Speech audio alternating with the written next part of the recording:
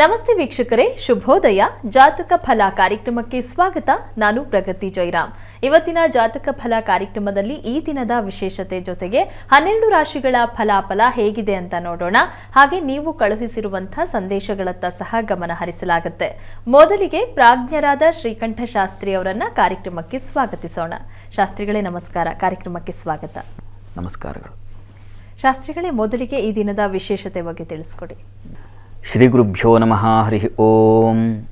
ಮೂರ್ತಿತ್ವೇ ಪರಿಕಲ್ಪಿತ ಶಶಿಭೃತೌ ವರ್ತ್ಮ ಪುನರ್ಜನ್ಮನಾಂ ಆತ್ಮೇತ್ಯಾತ್ಮವಿದಾಂ ಕ್ರತುಶ್ಚ ಯಜತಾಂ ಭರತ ಅಮರಜ್ಯೋತಿಷಾಂ ಲೋಕಾನಾಂ ಪ್ರಳಯೋದ್ಭವ ಸ್ಥಿತಿ ವಿಭುಶ್ಚಾನೇಕಧಾಯ ಶ್ರಿತೌ ವಾಚನ್ನ ಸದದಾ ತ್ವನೇಕ ಕಿರಣಃ ತ್ರೈಲೋಕ್ಯ ದೀಪೋ ರವಿಃ.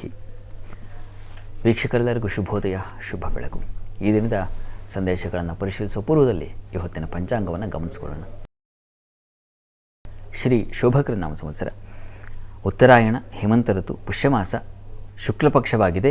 ಈ ದಿವಸ ಮಂಗಳವಾರವಾಗಿರ್ತಕ್ಕಂಥದ್ದು. ತ್ರಯೋದಶಿ ತಿಥಿ, ಆರ್ದ್ರ ನಕ್ಷತ್ರ. ಈ ದಿವಸ ಮಂಗಳವಾರ, ಪ್ರದೋಷ ಪೂಜೆ. ಈ ದಿವಸ ಸಾಮಾನ್ಯವಾಗಿ ಸೋಮ ಪ್ರದೋಷ, ಶನಿ ಪ್ರದೋಷಗಳು ಪ್ರಶಸ್ತ ಅಂತ ನಮ್ಮಲ್ಲಿ ಒಂದು ನಂಬಿಕೆ ಇದೆ. ಹಾಗೇನಿಲ್ಲ, ಪ್ರತಿ ಪ್ರದೋಷವೂ ಪ್ರಶಸ್ತವೇ. ಅದು ಮಂಗಳವಾರ ಬರಲಿ, ಶುಕ್ರವಾರ ಬರಲಿ, ಇನ್ಯಾವುದೇ ವಾರ ಬರಲಿ, ಆ ಪ್ರದೋಷಕ್ಕೇ ಅಷ್ಟು ಒಂದು ಮಹತ್ವ ಇದೆ. ಪ್ರದೋಷ ಪೂಜೆಯಿಂದ ನಮಗೆ ನೋಡಿ ದುಃಖ ನಿವಾರಣೆ ಆಗುತ್ತೆ. ಎರಡನೆಯದು ಶತ್ರುಗಳ ಬಾಧೆ ನಿವಾರಣೆ ಆಗುತ್ತೆ. ಮೂರನೆಯದು ಶಾಂತತೆ ಬರುತ್ತೆ. ಮನಸ್ಸಿಗೆ ಒಂದು ನಿರ್ಮಳತೆ ಅಂತೀವಲ್ಲ, ನಿರಾಳತೆ, ಅದು ಉಂಟಾಗುತ್ತೆ. ಈಶ್ವರನ ಆರಾಧನೆ, ಅದು ಸಾಂಬ ಸದಾಶಿವರ ಪೂಜೆ ಆಗ್ತಕ್ಕಂಥದ್ದಲ್ಲಿ. ಹೀಗಾಗಿ ಪ್ರದೋಷ ಪೂಜೆಯಲ್ಲಿ, ಪ್ರದೋಷ ಕಾಲದಲ್ಲಿ, ವೇಳೆಯಲ್ಲಿ, ಆ ಸಂಧ್ಯಾ ಕಳೆದು ರಾತ್ರಿ ಪ್ರವೇಶವಾಗುವ ಕಾಲ, ಅದನ್ನು ಪ್ರದೋಷ ಅಂತಕ್ಕಂಥದ್ದು. ನಿಶಾ ಕಳೆದು ಆ ನಿಶ ಪ್ರವೇಶವಾಗುವ ಸಮಯ ಯಾವುದಿದೆ ಅದು ಈ ಪ್ರದೋಷ ಕಾಲ.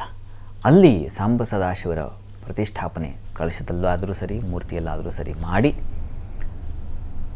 ಆ ಪರಮೇಶ್ವರನಿಗೆ 32 ದೀಪಗಳನ್ನು ಹಚ್ಚಿ ಮೌನವ್ರತ ಇರಬೇಕು ಅಂತಿದೆ. ಮಾತಾಡಬಾರ್ದು ಹೆಚ್ಚು.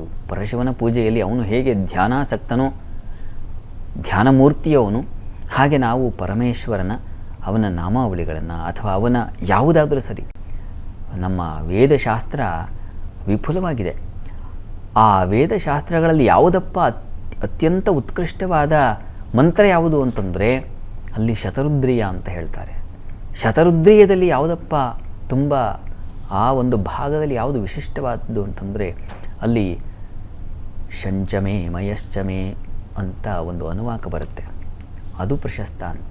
ಅದರಲ್ಲಿ ಯಾವುದಪ್ಪ ಅಂದರೆ ಶಿವ ಅಂತ. ಹೀಗೆ ಅದನ್ನು ಹ್ರಸ್ವ ಮಾಡ್ತಾ ಮಾಡ್ತಾ ಮಾಡ್ತಾ ಬಂದಾಗ ಯಾವುದು ಅತ್ಯಂತ ಶುಭ ಸೂಚಕವಾದ ಶುಭ ಮಂತ್ರ ಅಂದರೆ ಅದು ಮಂಗಲ ಮಂತ್ರ ಯಾವುದಪ್ಪ ಅಂದರೆ ಶಿವ ಆಗಿದೆ. ಹೀಗಾಗಿ ನಮಃ ಶಿವಾಯ ಅಂತಕ್ಕಂಥ ಈ ಪಂಚಾಕ್ಷರಿ ಮಂತ್ರವೇ ಎಲ್ಲ ಜ್ಞಾನರಾಶಿ ಅಂತ ವೇದಗಳನ್ನು ಕರೀತಾರೆ. ಅಲ್ಲೆಲ್ಲ ಶ್ರೇಷ್ಠ ಒಂದು ಸ್ಥಾನವನ್ನು ಪಡೆದುಬಿಟ್ಟಿದೆ. ಹೀಗಾಗಿ ಪರಶಿವನ ಆರಾಧನೆ ಅಷ್ಟು ನಮಗೆ ಅಭಯಪ್ರದವಾಗಿರ್ತಕ್ಕಂಥದ್ದು. ಅಲ್ಲಿ ನಾವು ಎಷ್ಟೋ ಜನ ನೀವು ಸಂದೇಶ ಕಳಿಸ್ತೀರ, ಕೋಪ ಇದೆ, ಅಸಮಾಧಾನ ಇದೆ, ಸಿಟ್ಟು ಬರ್ತದೆ, ಏನು ಮಾಡಬೇಕು ಅಂತ. ಕೋಪದ ನಿವಾರಣೆಗೆ ಯಾವುದಾದ್ರೂ ಬೆಸ್ಟ್ ಮಂತ್ರ ಪರಿಹಾರ ಇದೆಯಪ್ಪ ಅಂತಂದರೆ ಅದು ರುದ್ರಾರಾಧ. ಯಾವ ಮಂಗಲ ಮಂತ್ರ ನಮಃ ಶಿವಾಯ ಅಂತಕ್ಕಂಥ ಪಂಚಾಕ್ಷರಿ ಮಂತ್ರ ಇದೆಯೋ ಅದನ್ನು ಹೇಳಿಕೊಂಡ್ರು ಸಾಕು ಅಂತ ಎಲ್ಲ ವಿದ್ವಾಂಸರ, ಎಲ್ಲ ಶಾಸ್ತ್ರಗಳ ಅಭಿಪ್ರಾಯವೂ ಆಗಿರ್ತಕ್ಕಂಥದ್ದು. ಈ ಕಾರಣದಿಂದಾಗಿ ಈ ಪ್ರದೋಷ ಪೂಜೆಯಲ್ಲಿ ಈಶ್ವರ ಸ್ಮರಣೆಯನ್ನು ಮಾಡಿ.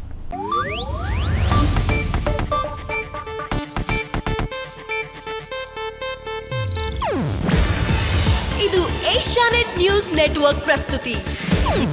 ನೀವು ನೋಡ್ತಿದ್ದೀರಾ ಏಷ್ಯಾನೆಟ್ ಸುವರ್ಣ ನ್ಯೂಸ್.